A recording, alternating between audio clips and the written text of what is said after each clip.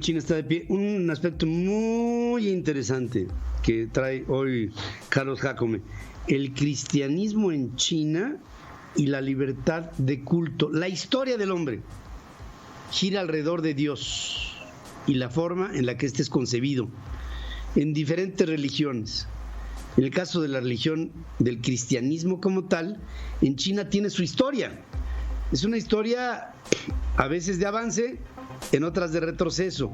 ¿Cómo es la China de hoy? ¿Es una China que permite la libertad de culto? Bueno, pues Carlos nos tiene justamente una óptica sobre esta China. Está de pie. Te saludo esta mañana, querido amigo. ¿Cómo estás? Buenos días.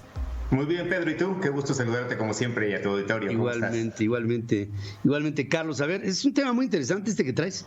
Sí, y mira que ha sido una gran experiencia para mí como católico vivir en China, porque han sido cambios impresionantes los que han vivido los últimos 6 años. La experiencia de lo que es celebrar una misa allá es algo impactante. Y hoy se detona algo muy importante, porque el Santo Padre hoy publica un libro que se llama Déjenos soñar, donde por primera vez, porque ha sido muy cauto el Papa Francisco, tras mucha presión, se pronuncia en este libro también sobre China. Este pasaje, el del nuevo libro del Papa, en el que menciona la persecución que sufre la minoría musulmana uigur en China, que ha sido uno de los puntos más álgidos para criticar al gobierno. Y esto provocó el martes pasado, que se supo de la publicación del libro para el día de hoy, que el presidente Xi Jinping y todo el partido pues estuvieron muy molestos por esa publicación, cuando siempre las relaciones con el Vaticano han sido muy cordiales, porque se está buscando restablecer relaciones. Y antes de entrar en la nota, es muy importante recordar que el cristianismo en China no es nada nuevo, a diferencia que llegó a nuestro continente a través de una conquista, una evangelización. El primer registro documentado es de la dinastía Tang.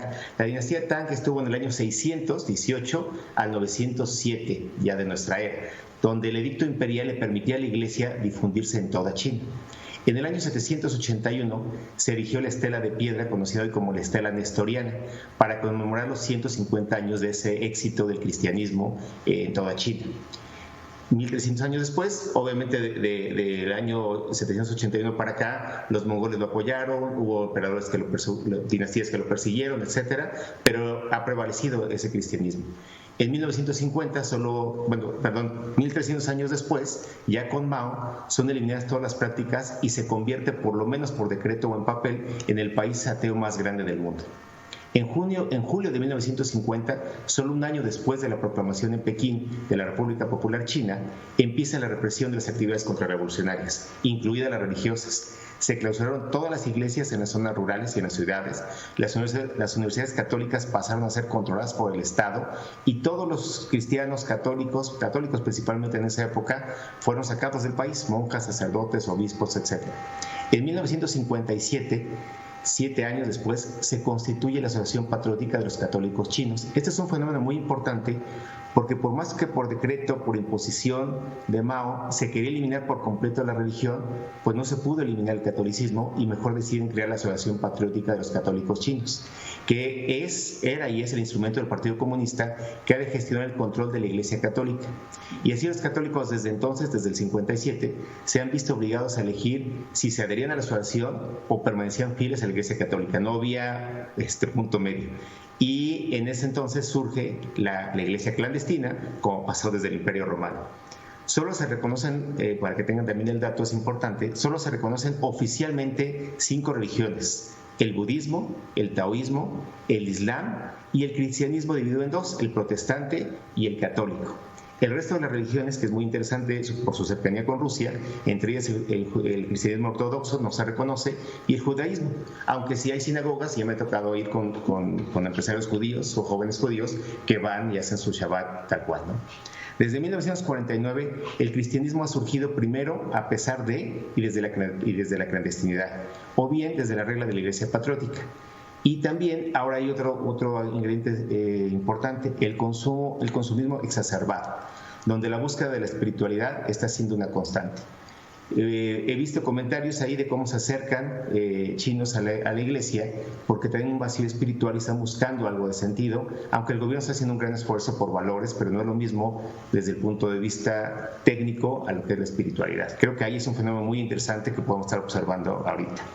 ¿Cuáles son los datos oficiales? Hablan de más de 25 millones de cristianos en una población de 1.400 millones, 6 de ellos católicos. Los extraoficiales, que desde el punto de vista personal les creo más, habla de ya más de 80 millones de cristianos, de los cuales 15 son católicos. El Papa Francisco ha hecho grandes esfuerzos por restablecer relaciones con China.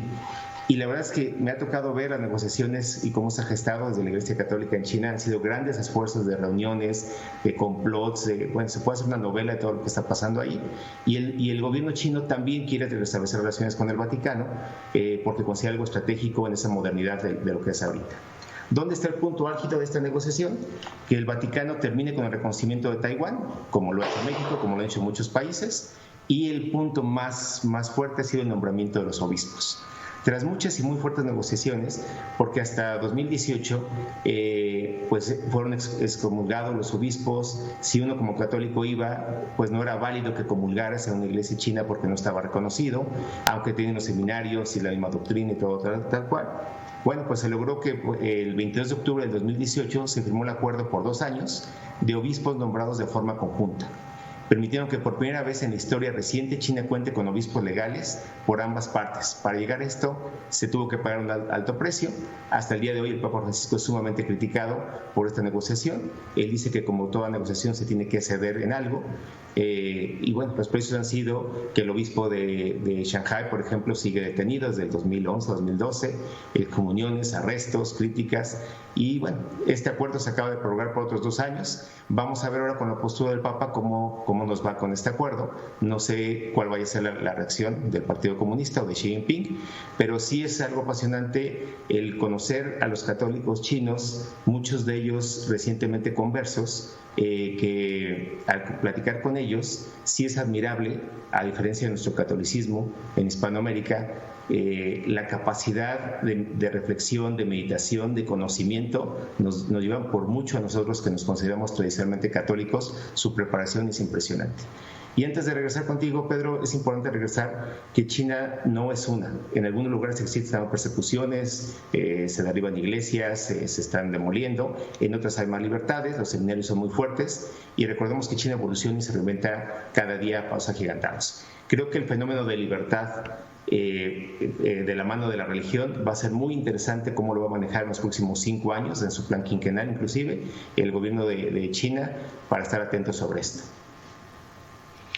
Fíjate que estaba yo haciendo mis cálculos. Yo tenía la idea de que más o menos el 2% de la población en China era de origen, digamos, cristiano católico, que estamos hablando de 30, 35 millones de seres humanos, que es, digamos, nada más la población católica en China es mayor que la población católica en América Central, ¿no? Por decirte algo, ¿no? Entonces, las proporciones son tremendas, porque pareciera que es nada, pero sí, en términos... Pero 80 millones. Pues, estamos hablando de cifras que hablan de la enorme importancia y penetración de estas corrientes, digamos, occidentales, vamos a ponerla así. Ahora, si se preconiza una posibilidad de que en China haya una libertad de culto, a diferencia de la revolución cultural, entonces creo, la de Mao, yo creo que el país está preparado, está listo para volar en estructuras de libertad, que sería un esquema diferente al centralismo propuesto del propio Mao en este esquema de una dictadura de partido, una dictadura de Estado, con una especie de un ramal de expresiones libres que forzosamente a China le tendrían que dar una percepción, no solamente en la religiosidad, sino en su carácter social. Exacto. Y esta permeabilidad es el inicio. Entonces, si es el inicio, yo creo que lo que a China la mantenía agarrada e imposibilitada de tomar un primer paso hacia ser el primer país del mundo eran sus libertades, porque estaban constreñidas. Si estas se liberan por la vía del culto, yo creo que el panorama es enorme para China. Bajo el punto medio, Pedro, aquí es muy importante porque estando en China, entendiendo a los chinos, ellos me dicen, Carlos, ¿por qué siempre desde Occidente nos quieren controlar? ¿Porque es su religión o es su democracia? como si fuera la única verdad. ¿Por qué tiene que ser así? Y desde el punto de vista del gobierno chino, a mí se me hace muy interesante que dicen, ¿por qué un ciudadano mío le tiene que jurar lealtad a un papa, a un líder extranjero, así lo ven ellos, cuando es un ciudadano chino? ¿Por qué tiene que haber una lealtad hacia allá? Ese juramento, a la hora de nombrar los obispos, yo como católico le doy la razón, de verdad, a ellos, porque dicen, oye, ¿por qué tengo que irme hacia afuera cuando tengo esta visión interna? Ese encuentro creo que es lo importante que tenemos que arreglar, y desde mi punto de vista, aunque ha sido muy criticado, el Papa Francisco hace un muy buen trabajo. Pasado domingo hubo una conferencia en la FIL entre Michael Sandler y Noah Yuval Harari, y dijo Noah Yuval Harari algo que se me hizo, bueno, una joya. Dice, ¿qué sería de la historia si en lugar de haber dominado el cristianismo, esta etapa desde el año 0 hasta nuestro tiempo, hubiera sido otra religión, el mundo musulmán o el propio judaísmo, el que se hubiera impuesto? Bueno, la historia hubiera cambiado. ¿Por qué? Porque hubo un principio de imposición también, que primero se hizo por la vía de la persecución y después se impuso por la vía del césaropapismo. Bajo esa perspectiva, pues si hablamos de imposiciones, el cristianismo mismo es una imposición de la cultura occidental. Entonces, la permeabilidad y la no intolerancia, porque si vas a Nueva York con una turbante y una burka, pues obviamente será señalado en Times Square, ¿no? Y en todo ello creo que la libertad es la esencia del hombre, ya sea en China, ya sea en México, ya sea en donde sea. Libertades que tú aquí muy bien estás viendo como un principio de lo que será, estoy seguro, la China nueva, la China del siglo XXI.